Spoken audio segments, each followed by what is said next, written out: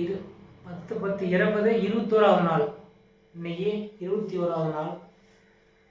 எவ்வளோ நாள் ஓடி போச்சு பார்த்தீங்களா? இப்போ போட்ட மாதிரி தான் இருக்குது. எல்லாமே கோயிலுக்கு போகிறாங்க, எல்லாம் கோயிலுக்கு போகிறாங்க. நம்ம உலகத்தில் இருக்கிற எல்லா கோயிலும் பெரிய பெரிய கோயிலுக்கு போகிறாங்க. ஐயப்பன் கோயிலுக்கு, திருப்பதி, நம்ம பழனி எல்லாம் பெரிய கோயிலுக்கு போகிறாங்க. 4 செலவு பண்ணுறாங்க. நானும் இவருக்காக எல்லோரும் பூ மிதிக்கிறான் என் குடும்பத்தோட, என் பிள்ளைங்க நான் எல்லாம் பூ மிதிக்கலான்னு வேண்டுதல் வச்சுருந்தேன். நம்ம தாமந்து கோயிலுக்கு அதுக்கு முன்னாடி நினைவு நாள் வந்துருச்சு. அந்த நினைவு நாள் என்ன பண்ணிட்டேன், சரி இவருடைய கோரிக்கை 78 நாள் கோசை போட்டு இப்படி போகலாம், மக்களுக்கு இப்படினாலும் பார்ப்பாங்களா, அந்த 78 நாள் அவருடைய கவனத்தை நம்ம பக்கம் கொண்டாடணும், மக்கள் கவனத்தை நம்ம பக்கம் கொண்டாடணும், அரசாங்கத்தோட கவனத்தை நம்ம பக்கம் கொண்டாடணும்னு சொல்லி இந்த 78 நாள் கோசை போகலான்னு நான் ரெடி பண்ணேன். அப்போ பார்த்தீங்கன்னா இது போடும்போது பத்தி என்ன சொன்னோம்னா, ஊர் மக்கள் அக்கறையெல்லாம் பெரிய விஷமிகள் நம்ம கொடூரமான இருப்பானுங்களா, ஏன்டா பத்தி இருந்துக்கிட்டு நீ இறந்து போன போசை போடலாமா அப்படின்னு சொல்லி எங்கள் வீட்லேயும் அதை சொல்லி கெடுக்கிறது தான் இருக்கிறாங்க. சரி நானும் சரி சாமிக்கு ஐன்னு சொல்கிறதில்ல, நானும் சாமிக்கு பற்றி இருந்துக்கிட்டு நம்ம ஒரு இறந்து போனவருக்கு பண்ண இது நம்மளை கேவலமாக தான் பேசுங்க. அதனால் நம்ம சாமிக்கு அடுத்த வருஷம் கூட பூமி வச்சுக்கலாம், அடுத்தது நம்ம அடுத்த தான் நம்ம வேண்டுதல் நிறைவேற்றிக்கலான்ட்டு நான் அதை நிராகரிச்சிட்டேன். சாமிகிட்ட போய் வேண்டிட்டு வந்துட்டேன். அடுத்த தடவை வரமா கண்டிப்பாக பூமி மிதிக்கிறோமா அப்படின்னு சேர்ந்து அப்படின்னு வேண்டிட்டு வந்துட்டேன். அதேமாரியே ஐயப்பன் கோயிலுக்கும் போகலாமான்னு சீட்டு போட்டு லடி பண்ணி வச்சுட்டுக்கிறேன். அது 60 நாள் உள்ளே வருதா இல்லை பின்னாடி வருதா என்னன்னு தெரியல. அதனால் எல்லாமே நான் ஒதுக்கி வைக்கிறேன். இந்த கோரிக்கை நிறைவேறதுக்கு இந்த 60 நாளில் இது பண்ணிட்டுனா அது எல்லாமே அதுக்கு பின்னாடி அதை தொடங்குவேன். அதனால் நான் எப்படியெல்லாம் மற்ற இதெல்லாம் பண்ணுறதெல்லாம் ஒதுக்கி வைக்கிறேனோ நீங்கள் தெரிஞ்சுக்காங்க. என்னுடைய இதுக்காக வைக்கிறதெல்லாம் நான் ஒதுக்கி வச்சுட்டு இவருக்காக நான் பண்ணுறேன். இதையே நல்லா புரிஞ்சுக்காங்க நீங்கள். எனக்கு அது ஒரு மனவேதனையாகவே இருக்குது. ரொம்ப வேண்டுதல் வச்சுருந்தேன், அதையே நிறுத்திட்டு நான் சரி இவரோட இது இருந்தாலும் பார்த்துடலாம், அடுத்த தரம் சாமி கொண்டுக்கலாம், சாமி எங்கே போகுது அப்படின்ட்டு. அதனால் எதையுமே நம்ம ஒன்று இது பண்ணால் தான் அந்த இடத்துக்கு போய் நம்ம கோரிக்கை வைக்க முடியும். அதனால் நிமிஷம் வர 5 நிமிஷம் பேச முடியும், நீங்கள் கண்டிப்பாக பார்க்க மாட்டீங்க. இன்னும் 65 நாள் 66 நாள் 58 நாள் இருக்குது. நான் இந்த சுதந்திர தினம் ஒரு இது பண்ணலான்னு யோசனை பண்ணேன். அன்றைக்கே பண்ணேன்.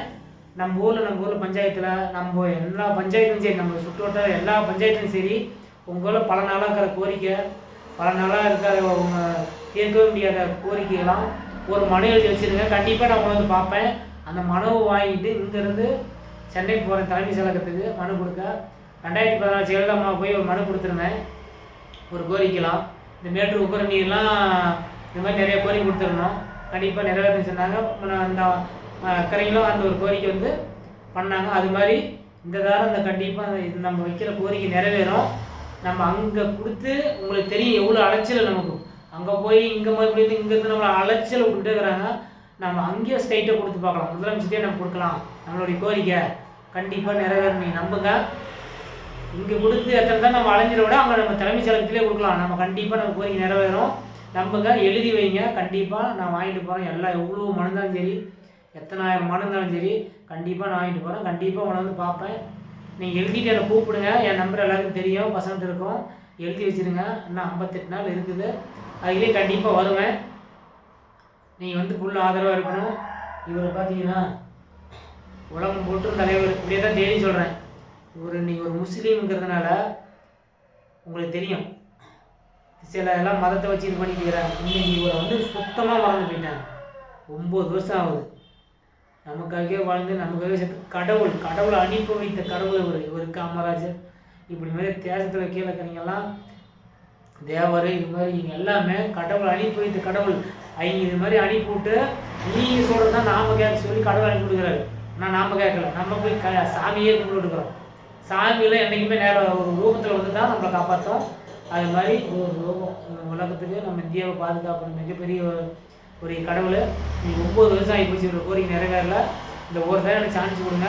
ஃபுல் ஆதரவு உங்கள் மனசில் உங்களுக்கு இருந்தாருன்னா நல்லா கேட்டுக்காங்க. உங்கள் மனசில் ஒரு கடுகளவு இருந்திருந்தாருன்னா நீங்கள் இந்த தடவை நினைவு நாள் பிறந்த நாள் அவருடைய செல்ஃபோனில் ஸ்டேட்டஸ் வச்சுருப்பீங்க. வச்சிங்களா? வைக்கல. உங்கள் மனசாட்சி தொட்டு கேளுங்க. உங்கள் மனசில் இல்லை, அதனால் நீங்கள் வைக்கலை.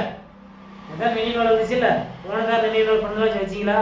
வைக்கல. கடுக்கலை கூட உங்கள்கிட்ட கிடையாது. நீங்களும் அதே மாதிரி தான். நீங்கள் வைக்கிறதுல இல்லை. எதோ என்னால் முடிஞ்சு நான் வச்சுருக்கிறேன். அதுக்கு எனக்காக நான் அதுக்கு பெருமையான நினைக்கல.